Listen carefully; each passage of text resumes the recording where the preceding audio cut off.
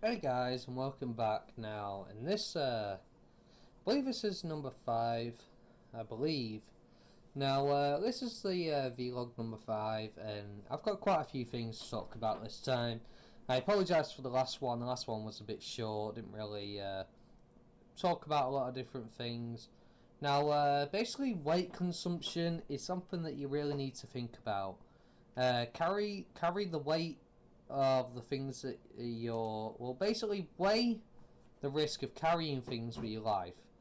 Think about it like this, for example: the more weight you have, the slower you move. So don't bite off more you can chew. Don't carry more than you can. Trying to carry too much is going to put strain on your body, and it's going to hurt you, especially if you're being chased by another survivor or you got zombies around you. It's going to cause you serious problems. So be careful with the amount of weight that you carry with you. Stockpiling yourself with weapons is good and all, having tons of weapons on you, but at the same time, the more weapons you have, that's extra weight. So think about things carefully when it comes to how much weight consumption you're going to actually have on your person at any one time. Now, one of the big things with zombie apocalypse is actions. You have to work to get somewhere. Sitting there one day and being like, oh, I'll just build a base tomorrow, is not going to get the base built. That's going to make it happen another day and put you at risk. Work for it. You're going to have to work for everything that you do. You're not going to be able to just sit there and have everything just come to you. It's not going to work like that. You have to work for what you want in a zombie apocalypse. I am a lazy person myself. When a zombie apocalypse, I would work to survive. I wouldn't sit there all day because that's not going to help me. I'd work for stuff. I'm quite lazy. I don't like doing a lot of different things during the day. But that's my personality, the way I am. But if a zombie apocalypse happens or something serious happens, like right now, for example, something serious happens, I go and do it. If I have to go do something, I have to go do something. It's one of those. You have to work for it, because if you don't do anything, nothing's going to get done. It's simple as that. Now, forests and woods, they're quite dangerous because there's tons of bushes, trees, you don't know where. Anything could be hiding in there. And they are quite dangerous, but sometimes woods will be your only choice of travel. You'll have no choice. You'll have to go running through the woods, and there's tons of things that can trip you, like trees and basically branches and stuff like that. There's tons of stuff that can get in your way. So trees are like something that I really wouldn't recommend being around too much. I mean, you could build yourself a tree house in the middle of the woods, but that's no good if you've got zombies all underneath you. How are you going to get down? So, be smart about it. They are quite dangerous, forests and woods, but, sometimes you're going to have to go there to hunt. So be careful, guys. You have to be really careful about this when you go to the woods and stuff like that, because it's tons of foliage, tons of things that can block your eyesight, and next minute something's on you. And there's so many noises you will hear in forests and woods, branches moving and everything. It'll be so hard to tell where something's coming from in a lot of situations. If you got wildlife nearby, you could think it was a zombie, and you might just follow the sound and ignore everything else because you focus on that noise you heard, and next minute there's a zombie elsewhere comes up and gets you while you're trying to research something, because you're going to be taking it carefully, aren't you? You're going to be moving slowly to make sure you're careful, but you're not going to focus on what's behind you, and you don't know what could be behind you. It could be a survivor or anything, it could be someone making noises on purpose to lure you. Forests and woods are very dangerous places to be in, but sometimes you have to go into them. Now, trades and deals, I really want to get into this subject because trades and deals are something quite serious when it comes to a zombie apocalypse. Basically, trading people for other goods, things that could help your group and stuff, is great if you can successfully negotiate and work a price with someone for something, but you have to be very careful with double crosses. Double crosses are one of the worst things. You think everyone's okay, you've traded with you gave them all the stuff, but they might decide, oh, well, now that I've traded with them, I could have all that stuff anyway, I just give them and keep on the stuff. So you have to be very careful with trades, be very careful with them and make sure you plan them well, like, know your ins and outs, know where to go if anything ever does go down hill during the trade. And basically, if it comes to trading people, you've captured one of theirs, they've captured one of yours. The best thing you could do is try and leave them unharmed as possible. And the reason why for this, like, yes, them being unharmed means they've got more energy to try and run or anything, but at the same time, if you turn up to their base and you've got a guy beating and beating and beating, and he's proper like all blooded up and everything, well, they're not going to take that too kindly if he's a big member of the group that they look like, you know, they're all friends with and stuff. They're going to take that and they could harm the person that you've got. So I suggest the best thing to do is try and leave them as unharmed as possible. You know, restrict their movements, of course, yes, you know, tie them up and stuff, but try not to damage the bodies and stuff and leave them in such a mess, because that could really affect how badly your deal goes down. Now, beliefs and hope in a zombie apocalypse is a very icky situation to get into. People, especially of religions and stuff like that, are going to see things as, you know, this is the devil's work, and, you know, some of them are going to go crazy, and it's just like people want something to believe in, whether it's a person, whether it's a god or something. In a zombie apocalypse, someone wants to believe in something. Someone wants to believe in something because that helps them get by, knowing that God's watching over them or whatnot, whatever. So don't try and interrupt their kind of thing. If they believe in God, don't judge them for it. Don't be a dick to them for it. If they believe in Allah, if they believe in whoever, don't judge them for it. You know, everyone always has different beliefs and hopes. You know, some people look to members of the group. Some people believe in certain members of the group, possibly because of good deeds they've done, rescuing them and stuff like that. You know, people want beliefs. They want to believe in something because it gives them hope. So don't try to take that away from them. Like, you know, fair enough. Like, you know, if you don't believe in God, you're going to be a bit like, oh, well, God's not going to help you, and all this like that. But you know, that's just being insensitive to their mindset. You know. Of course, if they're being completely stupid about it, like for example, they're like, God's gonna save me, so I'm not gonna move for this spot till He comes and helps me, or something like that. Then fair enough, yeah. That I can understand you being a bit judgmental about that, and possibly trying to talk them out of it because you know they're just being a bit silly with that. But you know, just don't be an asshole to people who have religions and beliefs and believe in people or something, because you know it's just going to cause problems in the group, and you know, sadly, the more problems you have, it's just a lot harder to deal with. And you've got to remember that this is real life. This is not a movie. It's not a movie. It's not where people are going to show up perfectly at the right moment to rescue you.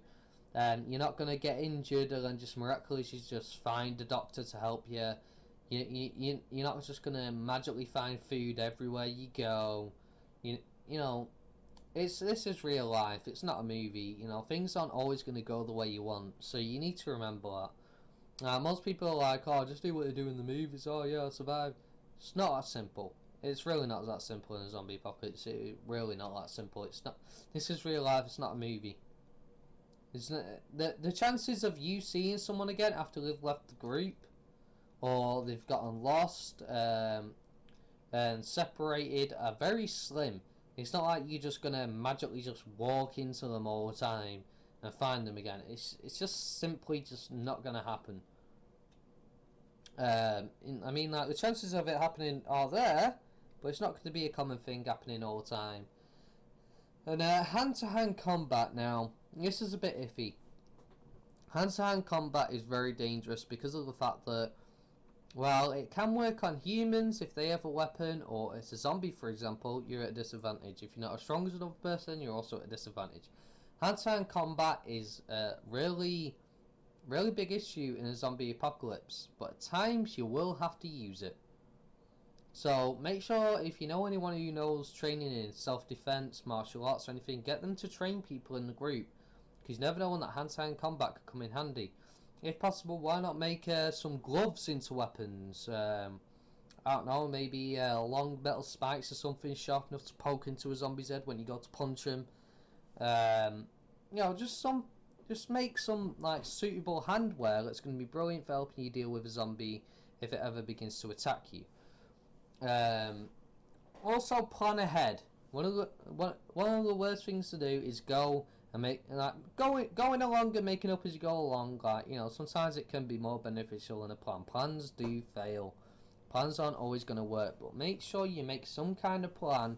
A plan A, a plan B, a plan C, just in case things go haywire.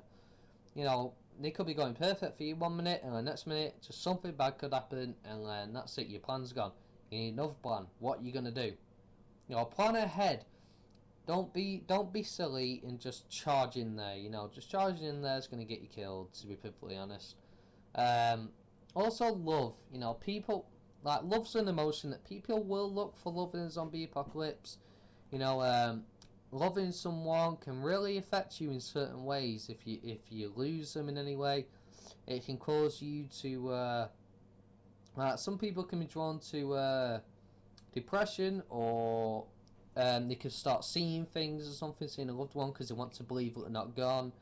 Now, love's a very tough thing to deal with in a zombie apocalypse because you never know when that time with that loved one could be your last. It could be your last time you ever spend with them. So, while I understand people are going to look for love in the zombie apocalypse and others aren't, just be very wary when it comes to loving someone, and just try not to let it affect you too much. You know, there's a time and place for everything. If you love someone and you want to do it, you want to have sex, for example, be smart about it. Don't go doing it somewhere stupid like in the woods or somewhere where you're open to be attacked. Do it somewhere in private, you know, somewhere where you know you're safe, you're behind walls and stuff like, you know. Be smart about it. Now, decapitations, like people are like, oh, decapitate the head of a zombie. Oh, is it done? No. The brain is the thing that causes a zombie to operate. You chop off the head, like, yes, the body's going to be separated, so they can't exactly grab you properly. But that head is still going to be able to bite. If that rolls onto your shoulder, that zombie just happens to bite at the perfect moment, it's going to bite into you. If it's on the floor and you fall onto it, it could bite into you. You know, the head is still dangerous. So don't forget that decapitations won't always kill, and they are still risky. There's endless possibilities in a zombie apocalypse. You never know what could happen. Endless possibilities. It's just 1 minute, you know, it's just... There's endless possibilities in things that could happen. You know, someone could get shot, an explosion could go off, you know, you could fall into a pitfall trap. You know, there's endless possibilities in what could happen in a zombie apocalypse. So be prepared. Like, you can't prepare for everything. I mean, that's true. You can't actually prepare for everything. Be prepared in a smart sense that you're ready to react to something going on. Food is food at the end of the day. I mean, people are like, you know, no, I don't like this food, I don't like that food, but food is food. In a zombie apocalypse, eat what you can. I mean, fair enough, you might not like something like, for example, I don't like mushrooms. I'm not a big fan of mushrooms, I don't really like them. If that was the only food I had, and it was that and starving, I'd eat the mushrooms, to be perfectly honest. You know, sometimes, fair enough, I understand some people can't, and make them throw up. They don't like a food to a certain extent. But food is food. Don't be too picky about it. Also, night runs. Now, night runs are good because you're under the cover of darkness. It means less visibility. But it also means less visibility for you. And also, other people are going to use darkness to their advantage. A zombie can use darkness to its advantage. It won't do it knowingly. But, well, it could do, you know, you never know on the intelligence level of zombies that we could be up against. Well, this is basically based on movie zombies, you know. The kind that aren't too smart, the kind that can't think properly and stuff like that, you know. So, basically, you know, night runs are dangerous, but they could benefit you and they could turn against you. So be very careful with night runs. Make sure you have some kind of light source, but be careful with your light source because you don't want to alert everyone to know when you're coming. You're shining a light down the hallway. If someone's in a room nearby, you're going to see that light and they're going to go, oh, someone's coming, I'll hide. You know, so be careful in night runs. Be very careful with it. And waste disposal is something that you really need to consider in zombie apocalypse. You need somewhere for all your waste to go. All the stuff that you don't need is waste. Instead of having it stockpiling and gathering up, you're going to want somewhere you can place it where it's not going to be it's not going to be too hazardous to your group, because you know, dirt and stuff like rotten foods or whatnot, you know, that builds disease, and you don't want to catch diseases and stuff like that. So you need to be careful with your waste disposal. Like I said with the burning bodies, for example, in the first episode, like, you know, choose somewhere that's a decent distance from your base but not too far away from your base. A place where you're not going to lure everyone to your presence and knowing where you are through smoke trails and stuff like that.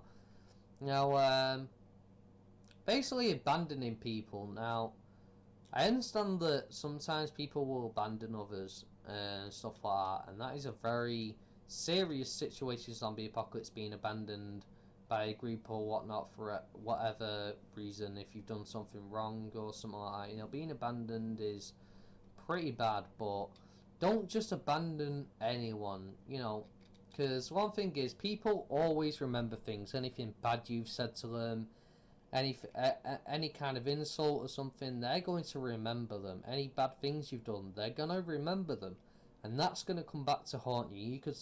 You could find a new group of survivors or something. You could be like, oh, yeah, I'm a good guy, and then that person who you abandoned could possibly be there, for example, and he'd be like, oh, so what about that time we did this, and what about the time we did that, and what about this time and this time? And then people in the group are going to be untrustful of you and might not let you in or even attack you. You don't know. You never know when that person could be leading the group. They could be the leader of this new group that you come across, you know. So be careful when abandoning people, and remember that people remember things. If you ever kick anyone out of the group, you know, they could have a sour taste towards their feelings towards you. They could have a real sour mind towards you, and you never know.